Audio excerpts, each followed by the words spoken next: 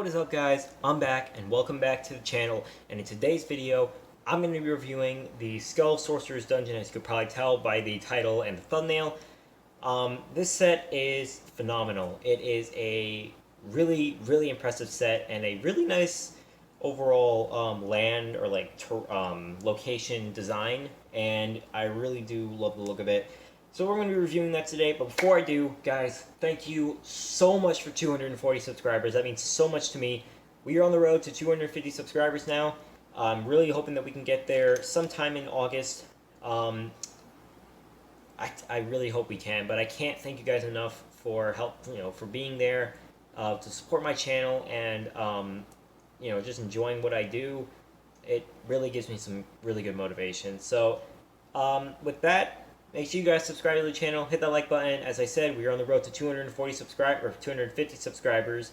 Now I do have to say, this will most likely be the last video before August 1st. For those of you who haven't really been here to know what's going to be happening August 1st, that is when the new crystallized sets release, and I have a lot of videos planned for the crystallized sets.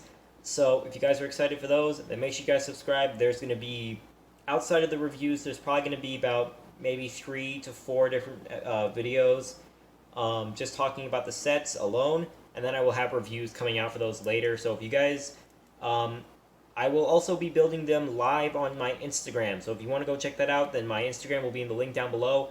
So if you want to go follow me, or if you want to just be there for the lives, then I will also possibly be doing a Q&A. I don't know yet.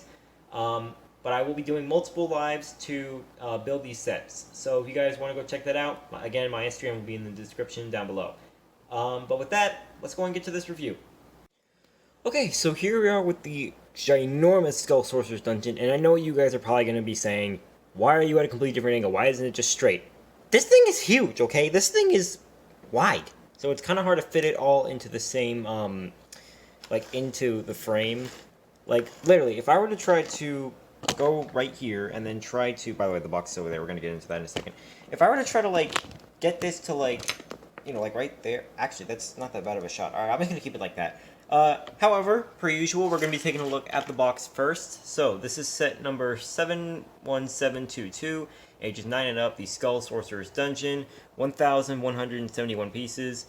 This took, I think, 3 hours to build. It's actually a really fun build.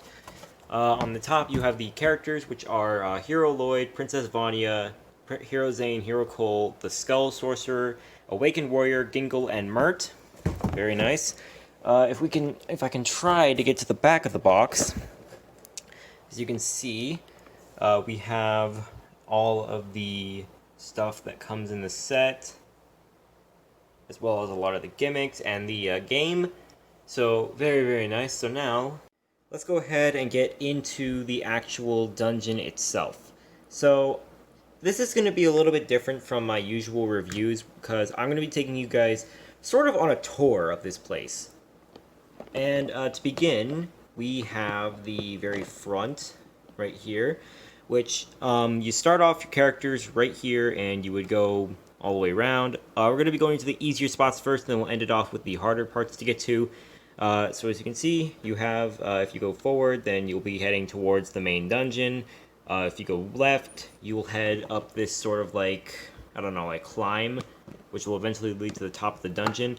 And then this is just kind of like an extension, you could call it, for the journey to the Skull Dungeon, a way to connect up to it. But yeah, as you can see, you keep moving up. This thing is... Okay, there we go. So, as you can see, you go this way, and it's literally just hooked up on this little connector right here. It literally can just extend out and reconnect. And then if we go over here, we have this little thing on the side, which includes a little heart. You have this dungeon, and then you have this little spot over here, which has a bunch of weapons. I don't know how well you can see that. There's also this railing with a shotgun. That's really interesting. That's a really interesting design. On the other side of it, we have a little fish that's being cooked. I don't know. I can't really understand why, but okay. And then going further on into the dungeon, just go side and go straight forward. You can place a minifigure. I'm going to use Lloyd, but you can place a minifigure right here, push it forward, and it'll open. Here, I'm going to move Lloyd actually. You can actually open it up to reveal the Ivory Blade of Deliverance. We'll get more into that when we check out the inside of it. But yeah, actually, looking further up, as you can see, we have the main dungeon look of it. We'll get into that more later. For now, let's start heading over this way. As you can see, we actually have a sign here that is Ninjago language. So something I didn't mention is that on the way to the main dungeon, you have these like horn or like these like claws, which there's another extension that comes in the Skull Sorcerer's Dragon, which I think that's really cool how they added that in. But yeah, moving further up, as you can see, we have a heart right here. You keep moving further up. As you can see, for me at least, I put Zayn fighting against Mert. And we actually have a little function over here where, excuse me for a second, Mert. If you take this little thing right here, you can actually move the ladder up or down to connect it up to this part. And as you can see, this is one of the cool parts about this, but if you go ahead and start turning this knob, these little blades will actually start to move, but that's not the only thing. The dungeon over here will actually move as well, if I can get a good angle of it. There we go. You can move the little knob up or down, and it'll go up or down. However,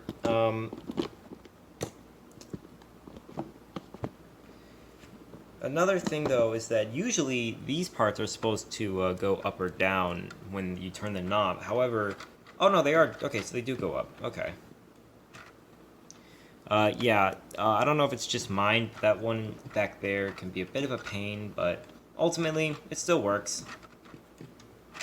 So, very, very nice.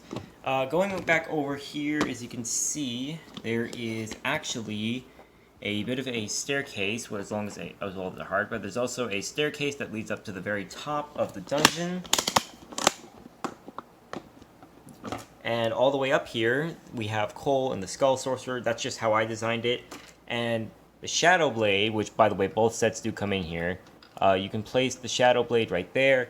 And if we go ahead and move both the minifigures, as you can see, there's a little knob right here, which if you pull it up, then the dungeon will sort of split. The dungeon's top part will at least split across. However, somewhat of a flaw with this is that these parts don't exactly like to stay put, so they will most likely split over time. Not exactly the biggest fan of that, but it's not the end of the world. It's really not that big of a deal. So let's go ahead and check out the back of this set. So here we are on the inside of the dungeon, and this is actually a very interesting design. Now, I'm going to be using my lights to hopefully allow you guys to see this a little bit better. So it might be a little bit bright, so fair warning. But as you can see, this is what the inside of the dungeon looks like. As you can see, we have the Ivory Blade right here. We have the lava, which is actually very interesting because when you start building this, you have to put the fire literally inside of it, which is a really, really cool design. Over here we have some gold, and I think this was a bit of a teaser for the island because a lot of the island sets have like white spears with them, so I think that might have been a bit of a teaser. I'm not too sure. And actually, when you turn the knob, these gears will actually start to shift as well, so it kind of exposes that a bit. As well as, this is actually the rope to the actual cage, which is really, really cool. Going back over to the knob, as you can see, there's a bit of an axe below, sort of hidden away. I think that's a really cool design. And as you can see right here, there's a bit of a ladder or staircase, which also is very, very cool. I really do like the look of that. And going up to, I'm going to assume this is the Skull Sorcerer's room. Maybe? I'm not too sure. If you guys know what this is, from the season, then let me know. I don't remember this in the place. However, we have a guitar right here. I can tell it's a guitar because of this little piece right here. We have what looks to be like armor of some kind. We have a bunch of other stuff over here, which includes like a pixie wand, what looks to be milk, a candle, and a little gear with a crystal in it. And then the weirdest part of this, you have what looks to be a former skull sorcerer, or maybe even it's Hazador, but I'm not sure. It's very interesting. If anybody knows the context of that, leave it in the comments down below. Ultimately, it's a really interesting and really good set. As you can see over here, we have this little railing as well for the outside of it. But yeah, this is a very, very interesting design, to say the least. I really do like the look of it. It's really, really nice. So, with that out of the way, let's go ahead and get to the minifigures now. Before we get to the minifigures, I quickly want to go over these, which is, these next two things are for the game itself. So we're going to go ahead and start off with this. This is the game dice, and as you can see, it is literally just like the Spinjutsu Spinner pieces, which it works the exact same way. However, the only difference is that it uses one of these gold knobs on the bottom. But you can literally go ahead and put in the minifigure of the character that you're playing as, spin it, and then whatever it lands on, 2 heart, so you go up 2 spaces, or if you're in a battle, then you would probably either win or lose the fight. However, the other thing is, there's 2 of these in the set, but you get these like health bar things, and there's 6 of these for the 6 ninja, which I think is really cool. There's not exactly that much to them. You have a little crate for their weapons, you have 3 little hearts, which, you know, if you lose all 3 of your lives, you lose the game, or your character just, you know, loses, so plain and simple. But, yeah, let's go ahead and get to the minifigures now. So, we're going to start off with Cole, and, he's got a lot of interesting designs on him. He really, I don't really know. I mean, like, hang on, alright. So, Cole uses a lot of brown, gray, black, and gold on him, which I think it all works very well with him. It looks very, very nice. As you can see, he's got a little bit of the lion headpiece that this shield uses, which I think that's really cool. It also looks like he uses some sort of like belt around his torso, which I also think that's cool. But if we go ahead and compare this to the season 11 design, as you can see, it's kind of similar, only like it's got, you know, it's got stuff wrapped over it. Like, it's got, you know, armor wrapped over it, which is really, I think that's really cool how they did that. His weapon is unfortunately inaccurate to the show, as it didn't have this, like, stick. It had a, I think it just had, like, a handle. But that's perfectly fine. As you can see, his head is just the usual smiley, angry from the Ninjago movie. His mask is black with a gold, sort of like gold designs on the front.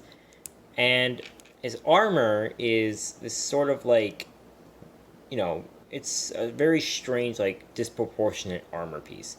It does allow you to store a weapon on the back, which, something really cool for Cole's weapons at least. It doesn't work with every single weapon, but it does work for all the weapons in the, within, like, this, like, set. But you can actually slide the shield into the mace and then put it like that, and then you could have both the weapons on his back. Speaking of which, his back printing is, again, very interesting, and uses a lot of... It's very similar to the front, only in this case, with this part, it looks like it's just, like, further connecting it. But go ahead and putting the armor on. As you can see, you can actually put the armor like that. So for any like Ninjago stop motion makers that are going to do a Master of the Mountain season, there you go. Works out for it. Next up, we will go ahead and take a look at the next ninja, which is Zayn. And Zayn, honestly, no offense to the guy, but I feel like he got the weakest armor, like Master of the Mountain hero suit, out of all the ninja. Because again, if we go ahead and compare his hero suit to his regular suit, there isn't that much different to it. I mean, like, look, you can literally see the different designs, and it's literally just over this gray bit, it's just covered in armor, and the legs are completely the same. Very unfortunate that they decided to do that, but it's only barely understandable considering that the rest of the ninja already have pretty good designs. But yeah, as I mentioned, he has like this thing that covers. He has like this like gold belt that covers up his like gray part on his season 11 torso. He does have a full on golden arm, which is kind of cool. I like how they just went full on gold with it. But they do that. They have at least one of those. Like normally they have like, for the ninja with the silver armor, they have like a silver arm but a black hand. For Zayn, they just went full on gold, and I think that's kind of cool. Zayn's is very similar to Cole's, only this time it's white with gold on it instead of black with gold. His armor is the same, and his back torso is, I don't know. I mean, it's got this like little wrap right here, which kind of looks like it would be from his season 11 hood. But I don't know. Zayn feels kind of basic to me. But yeah, I mean, again though, he doesn't feel like he is, fully completed, if that makes sense. Basically, you have to try to fit in the Master of the Mountain shield within the bit of the crossbow, and then you need to use one of these like pieces it's the same piece used on the Hero Cole design, but you can go ahead and put that on, and then there you go. There is an easier way to do this. That's just the way that I figured it out. But yeah, that's pretty much it for Zayn. So yeah, very, very basic figure, but overall pretty good. You basically have to slide in the crossbow and then put the shield on top of it. That's like the basic way of doing it, and then you can just slap on the back like that. You can angle the crossbow however you'd like, as long as it works for it. But at least then you can actually store both the weapons on the back. So very basic figure, but overall still good. And for the next ninja, for the final ninja really, we have Hero Lloyd. And Hero Lloyd is probably one of the ones that got a bit more of an upgrade when it came to his suit, because there's not that much that you can tell came from the season 11 suit. Which I think that's honestly really cool how they actually gave at least one figure that didn't just feel like that there's armor on top of it. This feels a little bit more unique to it. Now for this case, he uses a lot more silver and dragon sort of look, as he's the only ninja in here that has the silver armor, as Cole and Zayn both have gold armor. But I think he looks really, really good. I think this is probably one of my favorite Lloyd minifigures. For the mask, that he literally just uses green with silver, which is the exact same. Well, it's the same but different colors for the other masks. His armor is the same, only this time it's covered in silver. And for the back, he uses a lot more brown, like, coverings. A lot more than the other colors, but his main color is, of course, still green. And ultimately, I think this is a really nice figure. Now, the weapon, I mean, it's the same weapon from the Ninjago movie Lloyd, so it kind of feels a little basic, but it's also understandable why they did it the way that they did it. It kind of makes sense when you think about it. So for Lloyd, how you can actually fit on his weapons is a really cool way. The shield actually has enough room to where you can literally slide in the sword. Of course, you have to be a little careful so that way you don't bend the piece. So it might stick out a little bit, but it actually does work still. And there you go. Now, of course, if you really want to, you can slide it in, but it comes at the risk of breaking the mold and the bending it, so I wouldn't recommend that. But overall, really, really good minifigure. I love the Lloyd. And finally, for the heroes, you have Princess Vania, and this is actually a very interesting minifigure. She has a lot of designs on her consisting of a touch of gold along with her hair, She mainly uses white with some light blue and some touches of cyan and black, as well as some white or some gray lines all around. It's like swirls and stuff. And I think that's really cool. Her hairpiece is literally just like a downgraded blonde, which looks cool. And then her face, she has this sort of like basic look with a what looks to be a purple gem. And then her other face is a bit more of a smiling expression with, again, the same gem. I don't know what the context of that is. It might just be based off the Shintarans, but as you can see, she got a little bit more detailing. The parts on her light blue and cyan, they kind of look like water, like little like water stuff, or maybe even clouds. I think that's really cool how they decided to design that. I really love the minifigure. For some reason though, she doesn't come with any weapons. I really wish she'd come with like her Shintaran staff or spear. Really thought that would have been cool. But that's perfectly fine. So now let's go ahead and get into the villains.